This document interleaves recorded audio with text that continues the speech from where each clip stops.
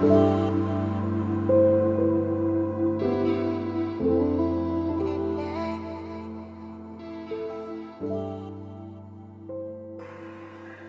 morning, good afternoon, good evening to all beautiful women in this world.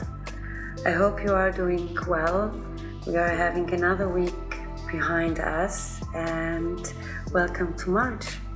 It's the beautiful month where the nature is waking up after terrible cold winter sleep, and I do hope that wherever you are, you will also experience the moments that your soul is waking up, growing, blooming for the new to come. Today I would like to invite you to speak about mindfulness. This term is very popular for the last actually few years. Before we were learning about meditation. Before meditation, yoga came on the market, and I am talking about here the time from the perspective even to last decades. Today we can find very rich literature about that, a lot of studies about the mindfulness, and then within these studies new definitions will come. Reading quite a lot about different aspects within the business, what I could notice, there will be definitions of the author. Some of them will become more popular and they will be referred by many others, some less. But those definitions I would rather take as an interpretation of author. Going forward with this whole concept of mindfulness, with the research I did, different authors will refer who was the father of mindfulness. And this is why I think when we decide to follow some trends, and this is how I consider mindfulness today, is a trend.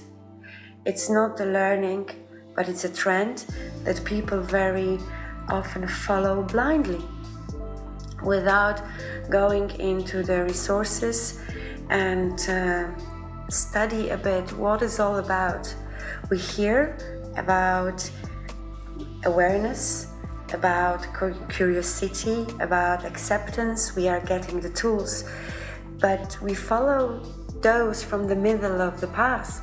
And to have some success in it, I believe we should go a bit deeper into the subject. And what I have found, that I'm sure for most of us it will be very, very well known. Yes, it comes from Buddhism, and many teachings are referring actually to the foundations, basics of Buddhism. Some authors are referring to the man whom they call as a father of modern mindfulness, is Thich Nhat Hanh, person who was promoting this modern mindfulness and creating the awareness around us and towards the surrounding us environment. Others are bringing as a father American professor Dr. Jan Kabat-Zinn, who is actually the author of stress reduction. Why different pioneers are brought for this concept? I don't know, most probably I would have to study a bit more. I found very interesting kind of summarizing document written by David Black. He summarized a lot of facts and few definitions, and this is where I am again confident that every author will have own definition, and we shall not follow blindly those definitions, but actually put some effort and think, how does this definition resonate with me, my qualities for life, how I'm perceiving values, and so on. And it's not only, of course, for mindfulness, but many, many others concepts that we are experiencing in life and learning. This was very interesting for me, that the whole studies are done for more than 40 years about mindfulness. From the perspective of science, considered as contemplation. At the early times when mindfulness reached Western world, the perspective of meditation was often associated with religious beliefs.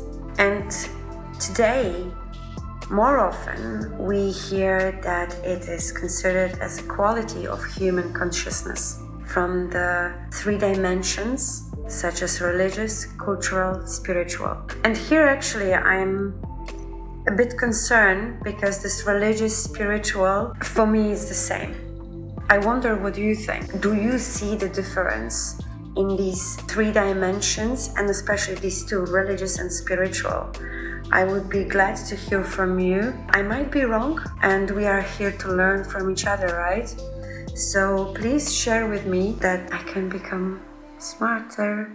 Following that, I'm missing one more dimension, social, because I think, and this is actually how I am considering mindfulness today, it's not a belief, it's a trend that many of us are following without further and deeper thinking, without better understanding, but we take many things under umbrella of mindfulness, and that's it. We are physically engaged in it, but we are not engaged from the perspective of our soul. And here actually it came to my mind, the soul area, wouldn't it be the spiritual?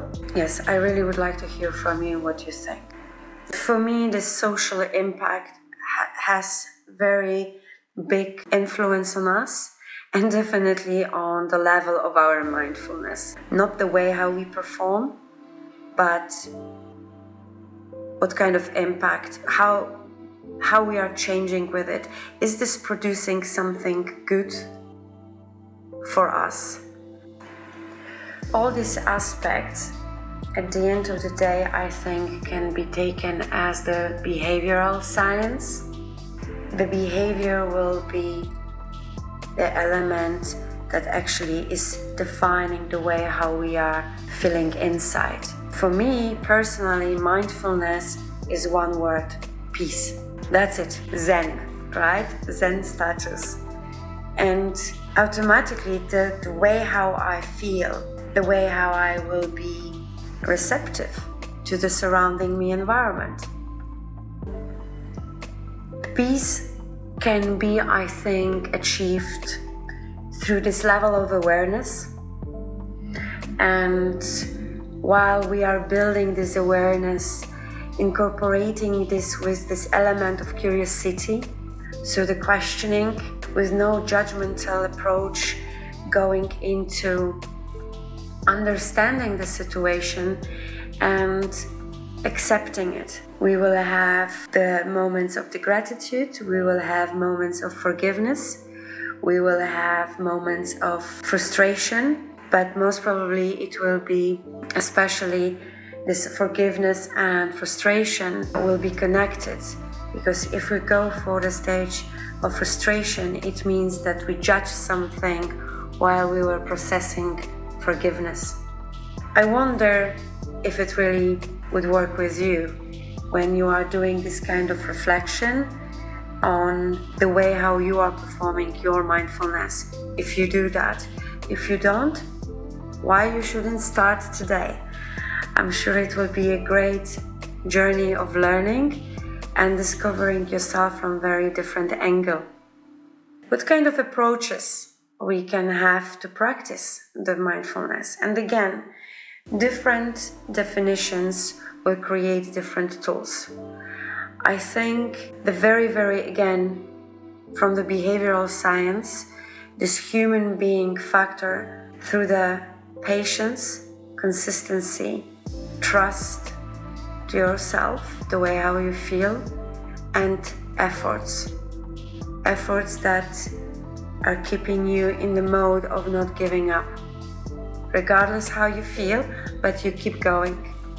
This would be the first element that, from my understanding, would be most important to apply. And then we go for these physical tools, and again, Google will show us and the literature will show us many of them, and this is also your choice. Should be mindful. not just because my friends from my team are doing this, not because my friends from my school, university, or my best friends are doing that. You don't follow. You have to make the mindful choice of the tool that you are taking. From the physical, I would start with the sleeping habits. They say that, and many studies says, regardless your age, and especially when we are in the mid-age, the sleeping hours should be minimum 7 to 8. And it should not be from 11 midnight to 8 or from 2 a.m. to 11 a.m. But it should be definitely latest 10 p.m. People say, oh no, I need only 5. Today you need only 5. But remember, your brain needs to rest. And within the day, our brain is taking inside millions of informations. We are not aware even of this. But our brain is working without stop. And if you give only 5 hours of rest, which actually the real rest will be much less, because this deep sleep will come most probably after 1 hour, and then some interruptions in between, crying child, jumping cat, barking dog, or noisy neighbor outside. And some of us will have really light sleep. Your brain actually is not resting. That's why the most safe is the moving your sleeping pattern to 7 to 8 hours. And we know already, study proved it had an impact on other body side effects, right? Starting from the water retention, losing weight, beautiful skin, less wrinkles, and yes, here we are, I'm most happy, most probably. But this is really very important, sleeping, and not till midday.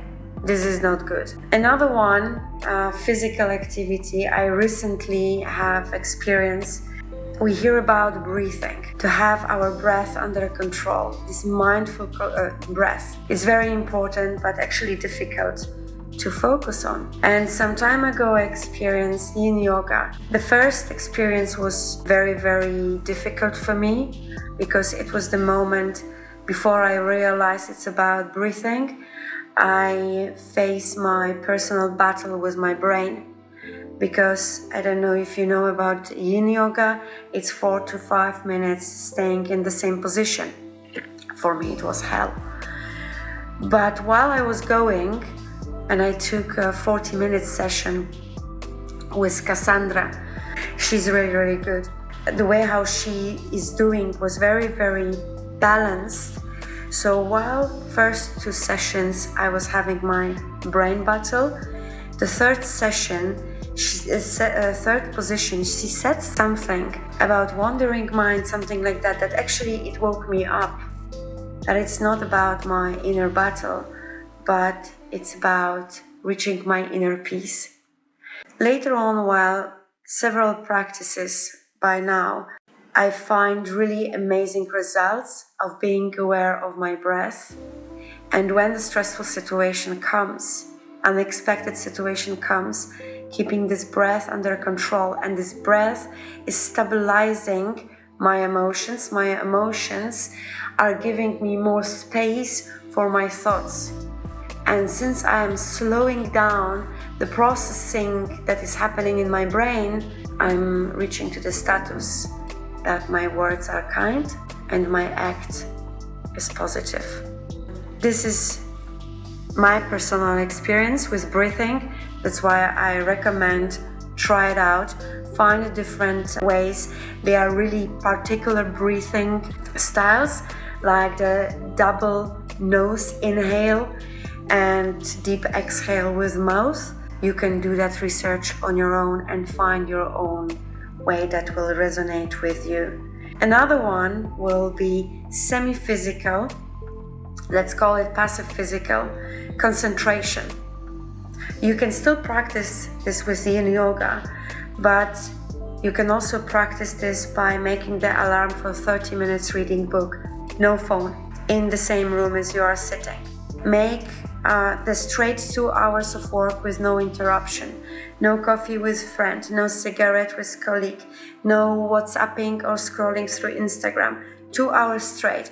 Make the block from 10 to 12 at work, from 7 to 9 at home. And this work can be reading the book, doing yin yoga, or even doing the home errands. Spend half of the day without phone. Spend the day without phone. If your loved ones are around you, you don't need phone. This is the moment when you are building your concentration. And the final one, which is collecting all of these earlier elements that I mentioned to you, which are my own personal experience, is healthy eating habits. It's not about drop your daily diet, your daily habits, because here also a lot of people will consider diet as the eating to make me slimmer. No, healthy habits is a daily diet, what we are consuming. And what I mean with healthy eating habits, it's not that you cannot eat sugar, you cannot eat ice cream, you cannot eat fat, but in a balanced way. Because everything is for everyone, again, with awareness. When you will sleep well, you will be rested.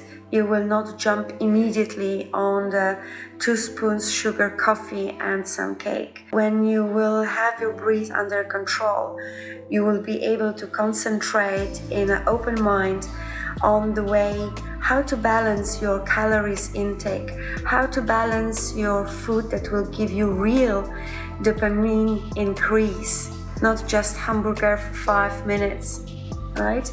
These elements, I think, can help to understand the mindfulness in a better way, or actually it can foster you in your journey to create mindfulness in your life. This umbrella of patience, consistency and trust you as values with which you will go into changing your sleeping habits, mindful breathing, concentration and healthy eating. And here at the end of this video, I would like to invite you for the March challenge on building these kind of habits. As we are in week number 1, for this week I would like to invite you for the daily writing down 3 things that you are grateful for. Only 3. Don't repeat yourself. Every day it should be different things that you are grateful for. And while you will write it down, reflect on them, remind the situation that you are particularly grateful for these things. Spend on it 5 minutes and end your reflection with a smile so that you can be happy inside. Thank you very much. See you in a week.